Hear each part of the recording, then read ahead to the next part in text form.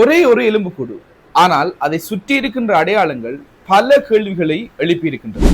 யாழ்ப்பாணம் செம்மணி அகழ்வு பணிகள்ல தற்போது வெளியாக இருக்கின்ற செய்தி விசாரணையினுடைய அடுத்த கவனத்தை நோக்கி ஈர்த்திருக்கின்றது அப்படின்னு தான் சொல்ல வேண்டும். இதுவரை கண்டுபிடிக்கப்பட்ட நூற்றுக்கணக்கான எலும்புகளுக்கு மத்தியில் இந்த ஒரு கண்டுபிடிப்பு ஏன் முக்கியத்துவம் பெறுகின்றது அப்படின்னு பார்த்தோம் என்றால், குறிப்பாக எல்லோருக்கும் தெரியும், யாழ்ப்பாணத்தில் செம்மணி மனித புதைகுழி அகழ்வு ஆராய்ச்சி பணிகள் நீதிமன்றத்தின் அனுமதியுடன் நடைபெற்றுக் கொண்டிருக்கின்றது. மொத்தமாக 56 நாட்கள் அகழ்வு பணிகளை மேற்கொள்வதற்கு நீதிமன்றம் அனுமதி வழங்கி இருக்கின்ற நிலையில் அதன் 41வது நாள் அகழ்வு பணியின் பொழுது கிட்டத்தட்ட 7 புதிய எலும்புகள் கண்டுபிடிக்கப்பட்டிருக்கின்றது. இந்த நிலையில் சட்டத்தரணி VS நிரஞ்சன் வெளியிட்டுள்ள தகவல் தற்பொழுது அதிக கவனத்தை ஈர்த்திருக்கின்றது. அவரின் கூற்றின்படி 467வது எலும்பாக கண்டுபிடிக்கப்பட்ட ஒரு எலும்பு இதற்கு முன் கண்டுபிடிக்கப்பட்ட எலும்புகளிலிருந்து மாறுபட்ட தன்மை கொண்டதாக இருக்கிறதாக அவர் சொல்லி இருக்கின்றார்.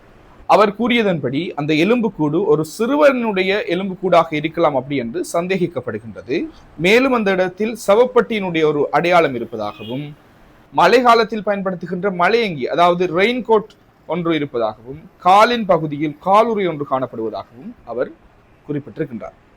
இதன் காரணமாக அந்த உடல் சட்ட ரீதியாக அடக்கம் செய்யப்பட்டதா அல்லது ஏதேனும் வேறு சூழ்நிலைகள் இருக்கின்றதா என்ற ஒரு மர்மமான கேள்வி தற்பொழுது எழுந்திருக்கின்றதாக அந்த இடத்துல சொல்லப்படுகின்றது.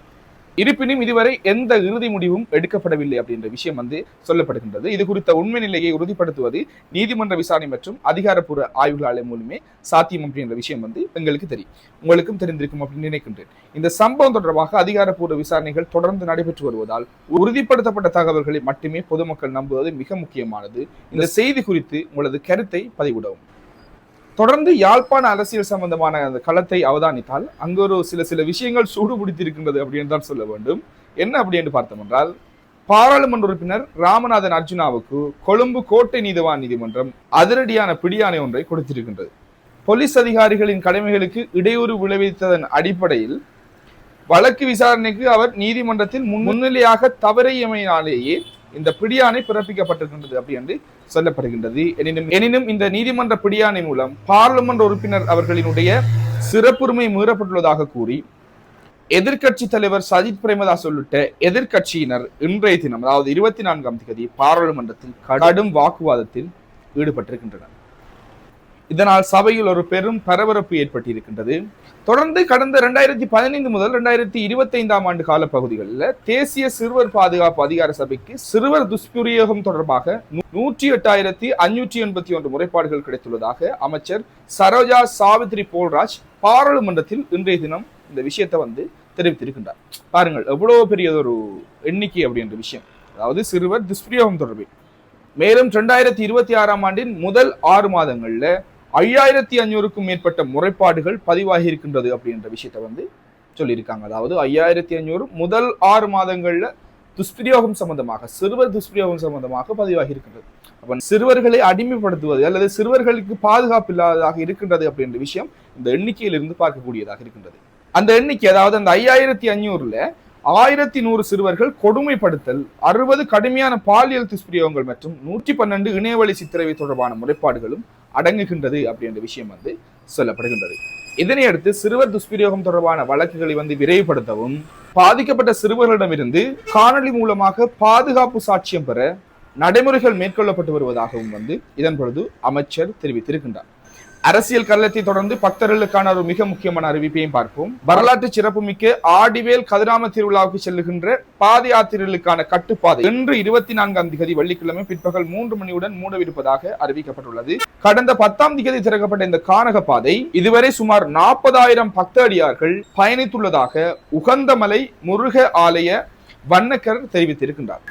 சுகாதாரத்துறையின் ஒரு மிக முக்கியமான ஒரு எச்சரிக்கையை பார்த்தோமானால், நாட்டில் எலிக்காய்ச்சல் பரவுவதற்கான விகிதம் மிகுந்த அளவில் அதிகரித்திருப்பதாக இலங்கை பொது சுகாதார பரிசோதகர் சங்கம் பொதுமக்களை எச்சரித்திருக்கின்றது.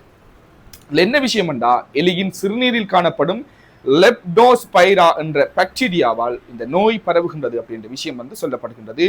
பாதிக்கப்பட்ட எலியின் சிறுநீரால் மாசுபட்ட நீர், சேறு அல்லது மண்ணுடன் தொடர்பு ஏற்படும் போது, குறிப்பாக உடலில் காயங்கள் இருந்தாலோ அல்லது கண், மூக்கு, வாய் வழியாகவோ இந்த பாக்டீரியா உடலுக்குள் நுழையக்கூடும் என்று தெரிவிக்கப்பட்டிருக்கின்றது. குறிப்பாக விவசாயிகள், வயல்களில் வேலை செய்வோர், அதே நேரம் சேர் நிறைந்த இடங்கள்ல வந்து தங்களது கால்களை போட்டு வேலை செய்கின்றவர்கள், வெள்ள நீரில் அல்லது தேங்கி இருக்கின்ற நீரில் குளிப்பவர்கள் அதிக ஆபத்தில் இருப்பதாகவும் வந்து சுட்டிக்காட்டப்படுகின்றது. இந்த நோயின் அறிகுறிகளாக காய்ச்சல், தலைவலி, கடுமையான தசைவலி மற்றும் கண்கள் சிவத்தல் போன்ற அறிகுறிகள் காணப்படலாம் அப்படி என்று சொல்லப்படுகின்றது. எனவே தேவையற்ற முறையில் சேறு அல்லது வெள்ள நீரில் அல்லது ஓடாமல் தேங்கி நிற்கின்ற நீரில் குளிப்பதையோ அல்லது அந்த இடங்களுக்கு செல்வதையோ தவிர்த்து கொள்ளுமாறு பொது சுகாதார துறையினர் வந்து வலியுறுத்தி இருக்கிறார்கள். கல்வி செய்திகளை பார்க்க போனோமானால் 2026 ஆண்டுக்கான அரசாங்க பாடசாலைகளின் விடுமுறை மற்றும் பரீட்சைகள் தொடர்பான முக்கிய அறிவிப்புகள் வெளியாகி இருக்கின்றது. தமிழ் மற்றும் சிங்கள மொழி பாடசாலைகளின் 2ஆம் தவணை இன்று வெள்ளிக்கிழமை நிறைவடைவுள்ளதுடன் 3ஆம் தவணை 1ஆம் கட்டம் எதிர்வரும் திங்கட்கிழமை அதாவது 27ஆம் தேதி ஆரம்பமாகும் அப்படின்ற விஷயம் வந்து சொல்லப்பட்டிருக்கின்றது. மேலும் 2026 ஆண்டுக்கான புலமை பரிசில் பரீட்சைக்கு விண்ணப்பித்த மாணவர்களின் தகவல்களில் ஏதேனும் திருத்தங்கள் இருப்பின் அதனை ஆகஸ்ட் 3ஆம் தேதி வரை இணைய வழியில் திருத்திக் கொள்ள முடியும் அப்படின்ற விஷயத்தை வந்து பரீட்சை திணைக்களம் தெரிவித்திருக்கின்றது. தொடர்ந்து பொது போக்குவரத்தில் புதிய அத்தியாயம் ஒன்று தொடங்கவிருப்பதாக வந்து அரசாங்கம் தெரிவித்திருக்கின்றது. அது என்ன அப்படி என்று பார்த்தோம் என்றால், அடுத்த ஆண்டு முதல் மெட்ரோ பேருந்துகள் சேவையில் இணைக்கப்பட உள்ளது அப்படி என்ற ஒரு அறிவிப்பு தற்பொழுது கவனத்தை ஈர்த்திருக்கின்றது. குறிப்பாக இந்த அறிவிப்பு போக்குவரத்து துறையில் முக்கிய ஒரு நவீனமயமாக்கல் திட்டம் அப்படி என்றுதான் சொல்ல வேண்டும். காரணம், மெட்ரோ பேருந்துகள் இலங்கையில் மிக குறைவு. அதில் குறிப்பிட்டிருக்கின்ற விஷயங்கள், அடுத்த ஆண்டு முதல் யாழ்ப்பாணம் உள்ளிட்ட பல நகரங்கள்ல மெட்ரோ பேருந்து சேவைகள் அறிமுகப்படுத்தப்பட உள்ளதாக போக்குவரத்து மற்றும் நகர அபிவிருத்தி அமைச்சர் பிமல் ரத்நாயக்க பாராளுமன்றத்தில் இன்றைய தினம் தெரிவித்திருக்கின்றார். அமைச்சரின் தகவலின்படி இந்த திட்டத்தின் கீழ் தாழ்தள பேருந்துகள் சேவையில் இணைக்கப்பட உள்ளன அப்படி என்று சொல்லப்படுகின்றது. இந்த வகை பேருந்துகள் முதியவர்கள், மாற்றுத்திறனாளிகள், கர்ப்பிணி பெண்கள் மற்றும் சிறு குழந்தைகளுடன் பயணிப்போருக்கு எளிதாக ஏறி இறங்கும் வசதியாக இருக்கும் அப்படி என்ற விஷயம் வந்து சொல்லப்பட்டிருக்கின்றது.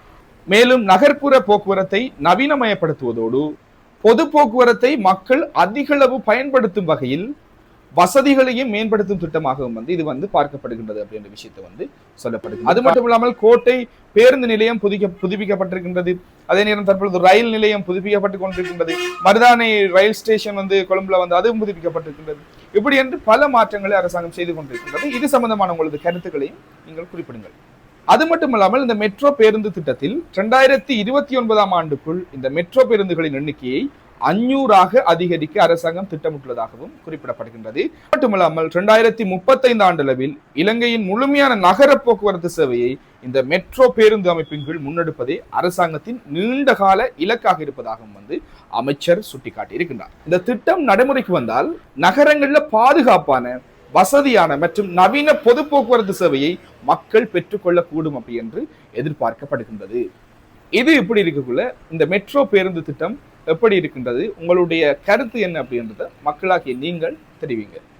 இது இப்படி இருக்க சர்வதேச மற்றும் சுவாரஸ்யமான செய்திகளை அவதானித்தால், இந்தியாவின் உத்தரப்பிரதேச மாநிலத்தில் இறங்கியுள்ள ஒரு விசித்திரமான திருமணம் சமூக வலைதளங்கள்ல பெரும் அதிர்வலைகளை அல்லது பேசுபொருளாக மாறி இருக்கின்றது அப்படின்னு தான் சொல்ல வேண்டும். என்ன விஷயம் என்றா, ஆம்ரோஹா மாவட்டத்தைச் சேர்ந்த சரோஜ், சாவித்ரி மற்றும் ஜந்தோசி ஆகிய 3 உடன் பிறந்த சகோதரிகளும் ஒரே இளைஞரை ஒருமனதாக திருமணம் செய்திருக்கின்றார்கள். அதாவது நாங்கள் மகாபாரதத்துல பார்த்திருக்கின்றோம் ஐவருக்கு ஒருவர் அப்படி என்று. இதில் புதிதாக இன்னும் கொஞ்சம் இம்ப்ரூவ் ஆகி என்றதை தாண்டி அதை கிட்டத்தட்ட அதை சமப்படுத்துற அளவுக்கு சமப்படுத்தலாட்டியும் 3 பேருக்கு ஒருவர் என்ற அடிப்படையில வந்து இப்படியான ஒரு விஷயம் நடைபெற்றிருக்கின்றது. 3ம் ஒரே வயிற்றில் பிறந்த சகோதரிகள் இணைந்து ஒருவரை திருமணம் செய்திருக்கிறார்கள். இறுதியாக சினிமா செய்திகளை பார்க்க போனோம் என்றால், நேற்றைய தினமும் பார்த்திருக்கிறோம் தமிழக முதலமைச்சர் ஜோசப் விஜய், குறிப்பாக தளபதி விஜய் என்று சொன்னா தான் எங்களுக்கு வாய்க்குள்ள வடிவா வரும். காரணம், நாங்கள் தளபதி அப்படின்னு கூப்பிட்டோம் அவரை. அந்த அடிப்படையில நேற்றைய தினம் ஜனநாயகன் திரைப்படம் பாரிய ஒரு பாக்ஸ் ஆபீஸினை பெற்றிருக்கின்றது அப்படின்னு சொல்லப்படுகின்றது. வினோத் இயக்கத்துல நேற்று உலகம் முழுவதும் வெளியான திரைப்படம் கலவையான விமர்சனங்களை பெற்ற போதிலும் வசூலில் பெரும் சாதனையை பெற்றிருக்கின்றது அப்படின்னு சொல்லப்படுகின்றது. அது மட்டும் இல்லாமல் நம்பகத்தன்மை வாய்ந்த தகவலின் அடிப்படையில் இந்தியாவில் மாத்திரம் 48.27 கோடி ரூபாயும், வெளிநாடுகளில் 30 கோடி ரூபாயும் என முதல் நாளிலேயே உலகளவில் 78.27 கோடி ரூபாய்க்கு வசூலித்திருப்பதாக வந்து சொல்லப்படுகின்றது. இது ஒரு புறம் இருக்க, தென்னிந்தியாவில் பிரபல நடிகர் விமலுக்கு காசோலை மோசடி வழக்கில் ஓராண்டு சிறை தண்டனை விதித்து சென்னை நீதிமன்றம் நேற்றைய நாளில் தீர்ப்பளித்திருக்கின்றது. மன்னர் வகையாரா திரைப்படத்தை தயாரிப்பதற்காக பைனான்சியர் கோபி என்பவரிடமிருந்து 4.5 கோடி ரூபாய் இந்திய ரூபாயை கடனாக பெற்ற விமல் அதற்காக வழங்கிய காசோலை பணமில்லாமல் திரும்பியதை அடுத்து இந்த வழக்கு தொடரப்பட்டு குற்றச்சாட்டுகள் நிரூபிக்கப்பட்டதை அடுத்து விமலுக்கு ஓராண்டு சிறை தண்டனையும் வாங்கிய பணத்தையும் திருப்பிக் கொடுக்குமாறும் நீதிமன்றம் உத்தரவிட்டிருக்கின்றது. இவை இன்றைய நாளுக்குரிய முக்கியமான செய்திகளினுடைய தொகுப்பு. நாளைய தினமும் மிக முக்கியமான செய்திகளுடன் உங்களை சந்திக்கும் வரை உங்களிடம் விடைபெறும் நான் உங்கள் அக்ஷயன் சுரேஷ். மறக்காம நமது யூடியூப் தளம் மற்றும் முகநூல் பக்கங்களை சப்ஸ்கிரைப் மற்றும் ஃபாலோ செய்து விடுங்கள். நன்றி, வணக்கம்.